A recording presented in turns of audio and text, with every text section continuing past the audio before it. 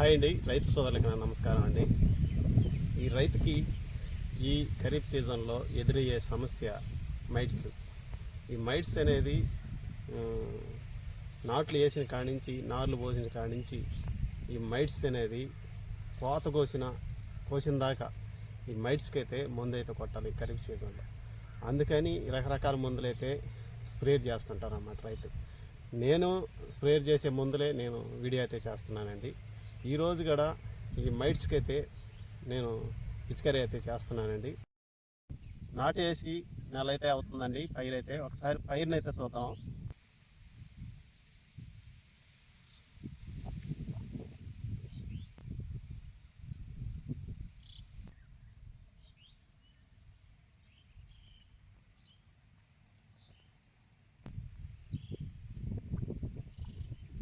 చూశారు కదా, ఇది వచ్చేసి KNM 1638 పైరు అండి. ఈ పైరు అయితే నేను నాటైతే వేస్తున్నాను, చాలా వీడియోలు అయితే చెప్పున్నాను. ఈ పైరుకైతే ఎక్కువగా ఏ పైరుకైనా సరే ఈ ఖరీఫ్ సీజన్లో మటుకు మైట్స్ అనేది పడతాయి అన్నమాట. ఈ మైట్స్కి ఫస్ట్ నుంచి ముందైతే కొట్టాలి. ఖరీఫ్ సీజన్లో ఎక్కువగా బీపీటీలు అయితే వేస్తుంటామండి. దాంట్లో అయితే అగ్గితెగులు అనేది సోకది. దానికోసం ఎక్కువగా అగ్గితెగులు మందులు అయితే పిచికారీ చేస్తుంటారు అనమాట. అలాగే ఈ ఖరీఫ్ సీజన్లో ఎక్కువగా పిచికారీ చేసేది ఈ మైట్స్ అనమాట. ఈ మైట్స్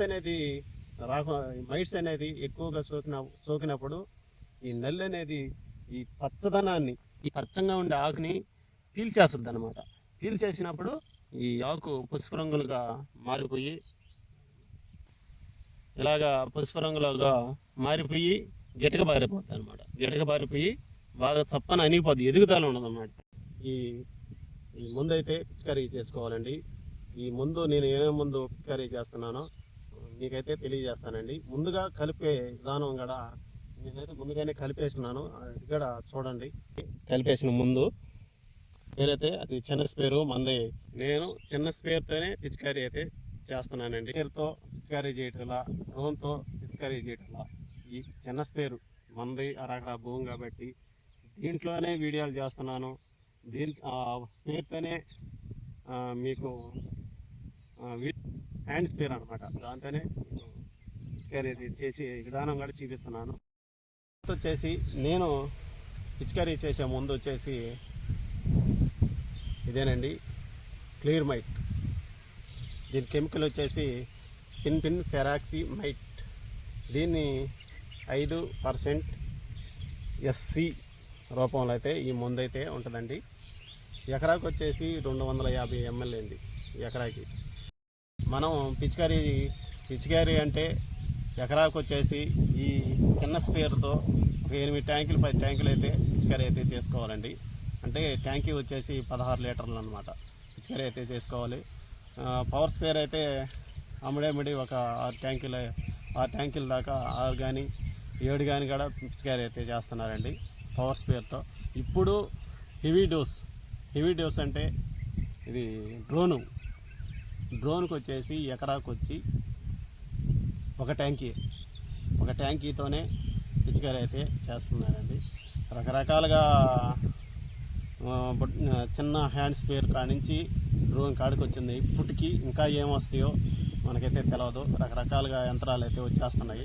కానీ యంత్రాలు వచ్చినా కూడా మన హ్యాండ్ స్పేర్తో పిచికారీ చేసిన దానికి అసలు అంటే హ్యాండ్ స్పేర్తో మనం పిచికారీ చేస్తే ముందు గాలికి వెళ్లకుండా పైరుకి పుష్కలంగా పడద్దని నా నమ్మకం అండి.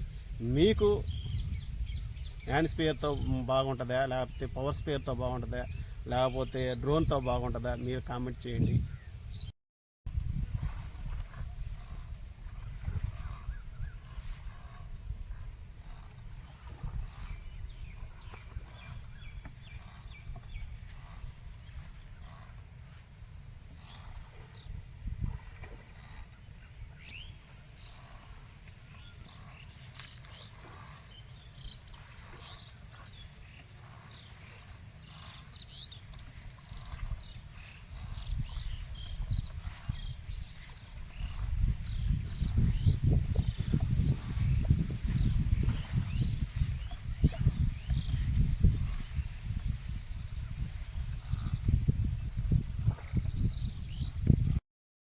సరేనండి, నా వీడియో మీకు నచ్చినట్టయితే ఫ్రెండ్స్కి కూడా షేర్ చేయండి.